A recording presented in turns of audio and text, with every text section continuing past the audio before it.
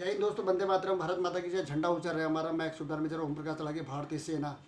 दोस्तों, देश के प्रधानमंत्री नरेंद्र मोदी जी ना, ठीक है, कभी मोमबत्ती जलाने की बात करते हैं, कभी ताली बजाने की बात करते हैं, कभी थाली बजाने की बात करते हैं, अब घर घर झंडा लहराने की बात कर रहे हैं। लेकिन कभी भी देश के प्रधानमंत्री महोदय जी ने ना गरीबी के बारे में बात नहीं करी, रोजगारी के बारे में बात नहीं की, किसानों के सम्मान के बारे में बात नहीं करी, चिकित्सा की बात में आ रही, जवानों के रिस्पेक्ट और सम्मान के बारे में और उनके ओहदे के रुतबे को बढ़ाने के बारे में बात नहीं करी। ठीक है, लोगों के भूखमरी से उबारने के बारे में बात नहीं करी, लोगों के बेघर है, जिस तरीके से लोग बेघर है उनको आशियाना देने की बात नहीं करी। ठीक है, गरीब को गरीब से ऊपर उठा के से दो टुकड़े उसके निवाले मुंह में डालने की बात नहीं करी। दोस्तों, उन्होंने जो बात करी ना, वो बात करी जो सिर्फ काल्पनिक होती है। दोस्तों, घर घर झंडा तिरंगा लहराने से कोई मतलब, तिरंगा जो दिल में होता है, ठीक है। और मैं कह देना चाहता हूँ देश की जनता से, मेहरबानी करके ना 14 और 15 अगस्त को जो झंडा आप लोग लहराओगे, क्योंकि दिल्ली में केजरीवाल भी ना, देश भारत ये अपना दिल्ली का मुख्यमंत्री अरविंद केजरीवाल भी 30-35 लाख झंडे एक साथ लहराने की बात कर रहे हैं। ठीक है, झंडा लहराने की बात वो भी कर रहे हैं, लेकिन रोजगार की बात कोई नहीं करता नेता। ये सबसे दुख की बड़ी बात है। और मेहरबानी करके 14 और 15 अगस्त को लहराने वाले झंडे ना, जो भी रोड में पड़े ना, प्लीज़ मेहरबानी करके उठा लेना।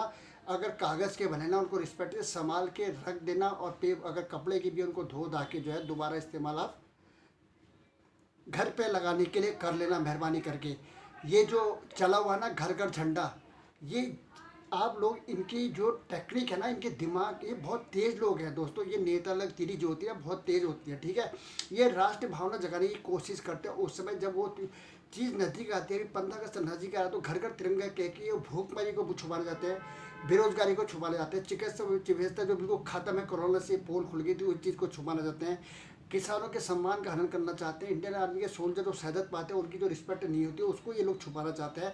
ठीक है, ट्रायल मीडिया जो इनका जो बिकाऊ मीडिया है ना, जो इस पूरा जो उसको डाइवर्ट कहाँ कर देगा, ये घर घर तिरंगे डाइवर्ट कर देगा लोगों के दिमाग से। रोज़गार की बात, भूखमरी की बात, थाली में रोटी की बात, ये बात सब गुम हो जाएंगी। ये इतिहास के पन्नों में गुम होकर रह जाएगी। ये सबसे बड़ी हकीकत है। जिस तरह से सिलेंडर के रेट बढ़ा दिया है, स्कूल के बच्चे की किताब में जीएसटी लगा दिया, गरीब बच्चा, लेबर का बच्चा, मजदूर का बच्चा, ये चाहते हैं कि गरीब का बच्चा पढ़े ही ना। ये बड़े बड़े उद्योगपति के लोन, अडानी अंबानी के, अपने रिश्तेदारों के लोन तो माफ़ कर देते हैं, लेकिन गरीब को उठाने की कोशिश बिल्कुल भी नहीं करते। यहाँ पर सिलेंडर 1000 से 1200 रुपये क्रॉस के आपस इतना ऊपर लेवल में पहुँचा दिया है कि लोगों ने सिलेंडर के ऊपर चूल्हा रख के एक कोने में रख दिया है और लकड़ी गत्ते जला के अपना खाना बनाने में मजबूर हो रहे हैं। इस देश के प्रधानमंत्री ने ना इतने बड़े बड़े विश्व रिकॉर्ड बनाए हैं, जितने जो हमेशा के लिए याद किए जाएंगे। चीज़ अलग अलग है।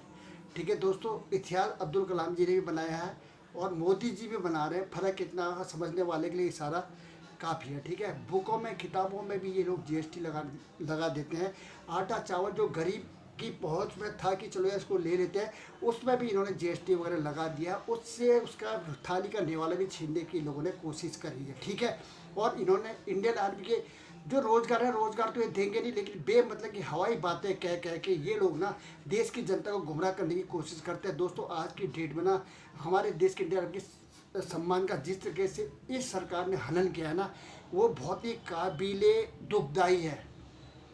ठीक है, अभी 5 साल के अंदर हमारे टोटल मिला के 819 जवानों ने सुसाइड किया, जिसमें 642 जवान आर्मी के हैं और 29 जवान जो है नौसेना के हैं और तकरीबन जो है 148 जवान ना एयरफोर्स के हैं। टोटल मिला के 819 जवानों ने हमारे यहाँ सुसाइड किया हुआ है और वैकेंसी कम से कम 1,08,685 जवानों की हमारे देश के अंदर सेना के अंदर डीपी चली हुई है और उनके काम को भी उस जवानों को करना पड़ता है, जिसकी वजह से उनको छुट्टियाँ नहीं मिल पाती है। कागजों में 90 दिन की छुट्टी ज़रूर है, 2 महीने की एनुअली, 1 महीने की सीएल, लेकिन अंदर घुसना कोई नहीं चाहता। ना देश का रक्षा मंत्री घुसना चाहता है, ना देश का प्रधानमंत्री घुसना चाहता है, ना देश का गृह मंत्री ये जानने की कोशिश करना चाहता है कि जवानों के दिल में दर्द आखिर ऐसा है क्या कि 819 जवानों ने ही 5 साल के अंदर सुसाइड कर लिया।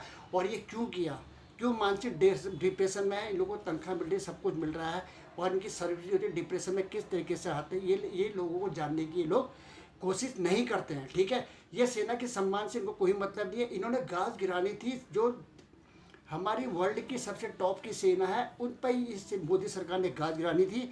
और ये मोदी सरकार ना इस काले अध्याय को लिखने के लिए ना इतिहास के पन्नों में हमेशा दर्ज रहेंगे। ठीक है, जिस तरीके से ये टीओडी लेके आए, टीओडी के अंदर जिस तरीके से उन्होंने 4 साल का इन्होंने जॉब करके बड़े बड़े ख्याली बताए, और इनके नेताओं ने इंडियन आर्मी के जवानों की जो अच्छी तरह धोती बलात्कार किया ना इज्जत का, आपको पता ही है। किसी नेता ने बोला कि वहाँ नाई का ट्रेड भी है, धोबी का ट्रेड भी है, वो सीख जाएंगे, यहाँ आके 4 साल में धोबी का ये करेंगे। लेकिन ये प्रधानमंत्री, देश का जो प्रधानमंत्री है, इन्हें मुंह में टीम लगा के चुप रहा, इसने कुछ नहीं बोला।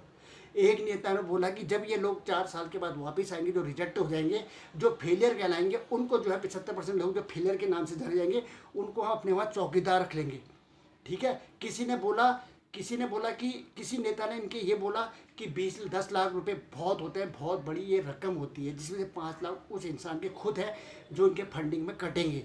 ठीक है। हर किसी ने उन लोगों की गरीबी का मजाक उड़ाया, सेना के सम्मान का हनन किया। दोस्तों बहुत बुरा लगता है।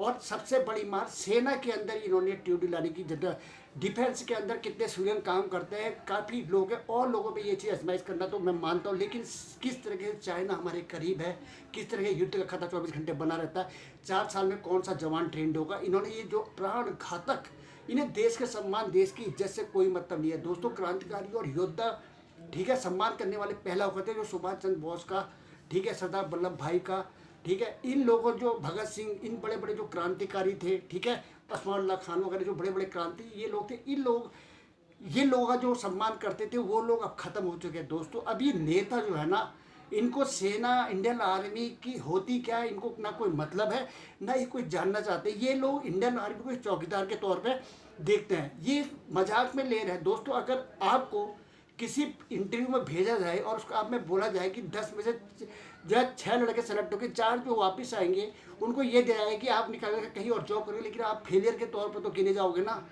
आपको फेलियर ही तो कहा जाएगा।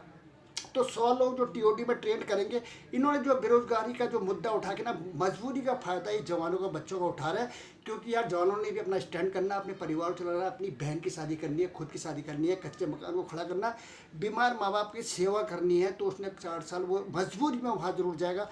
लेकिन दोस्तों 25% वहाँ निकल जाएंगे, उसमें दलाली चलेगी, घूसखोरी चलेगी, पैसा चलेगा उसमें, ठीक है। और जो चमचे टाइप के लोग होंगे वो लोग 25% में सेलेक्ट जाएंगे, और 75 लोग जो फेलियर आएंगे ना, उनका गांव में ना, समाज में ना, उनकी रिश्तेदारी में कभी सम्मान होने वाला, ये कड़वा सच है। ठीक है। ये नेता जो अभी खड़े हुए यहाँ पर ढींगे हाँक रहे हैं ना, और जो बड़े बड़े बैठे हुए हैं जिन्होंने ये डिसीजन लिया है, ठीक है, ये जो है कतलेआम वाला डिसीजन है, इसका जो है ना, ये बहुत गलत डिसीजन है, जिसका मुझे बहुत दुख है।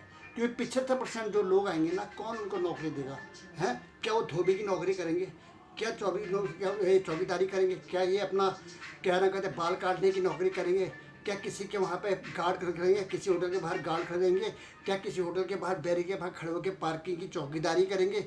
ये इंडियन आर्मी का ट्रेन सोर्स है जो हथियारों को असेंबल डिसम्बल बड़ी बड़ी गनों को जो है लोड करता है और फायर करता है, किस तरह से बड़े बड़े हथियारों को खोल के चंद सेकंड में जोड़ देता है। वो लोग इस काम को करने के लिए मोदी सरकार ने रखा हुआ है। सेना की सम्मान कहाँ किस तरीके से इन्होंने ख़त्म कर दिया। दोस्तों बहुत बुरा लगता है, इन्होंने बहुत गलत किया है। और जिस तरीके से ये हनन किया जा रहा ना, कहीं कहीं अलग अलग चीज़ें ला के, कभी ईश्वर को ला के, कभी ये ला के ये करो, कभी वो करो, फलाना करो, कभी ठिकाना ORP1, ठीक है, जो सब काले अंग्रेज है ना, कम से कम यार जवानों के हकों को मत मारो। जो इंडियन आर्मी का सोल्जर रिटायर आ गए, OROP1 रैंक 1 पेंशन के हिसाब से सुप्रीम कोर्ट ने भी इनको आदेश दिया कि ORP2 को लागू करें 2019 से 3 साल के लिए, जो उनका प्लस एरियर दे कि ये करो। लेकिन ये उसमें भी इंडियन आर्मी के जवान को उसकी मेहनत का पैसा देने में भी वो चोरी कर रहा है, और बड़े बड़े नेताओं का ये लोन माफ़ करने में लगे हुए हैं। ठीक है, ये हमारे सेना का सम्मान। देश की जनता से मैं कहना चाहता हूँ दोस्तों, मेहरबानी करके देश के इंडियन आर्मी के सोल्जर का सम्मान करें। ठीक है, नकली सेलिब्रिटी के पीछे सब भागते हैं, उनसे पत्रकार भी उनके पीछे रहते हैं। मैम एक फ़ोटो पर जिन्होंने आधे कपड़े पहने, नंगी तस्वीरें खिंचवाती हैं, उनके लिए मैम करके उनकी फ़ोटो खिंचाने के लिए जरूर रह जाते हैं। लेकिन इंडियन आर्मी की जो वीडियोज होती है उनका सम्मान कोई नहीं करता है। इंडियन आर्मी के सोल्जर अगर ड्रेस पहले बाहर निकलना, उसको कोई नहीं पूछता है। ठीक है, और आप लोगों से भी विनती मेहरबानी करके उनकी तो आप बड़ी रिस्पेक्ट करते हो। देश को गद्दार है जो दोस्त को नशे की ओर डालते हैं, जो सेक्स की ओर किस तरीके से, मतलब उसमें इनका भंडाफोड़ होता है, किस तरीके से ये अपनी उसको लेते हैं। लेकिन आप लोग ऐसे लोगों का सम्मान करते हो यार, शर्म आती है मेरे को, कसम से बहुत दुख होता है। ठीक है, इससे उभरो और बाहर निकलो, समझ गए। सेना की इज्जत सम्मान करने की कोशिश करो। जय हिंद, वंदे मातरम, भारत माता की जय।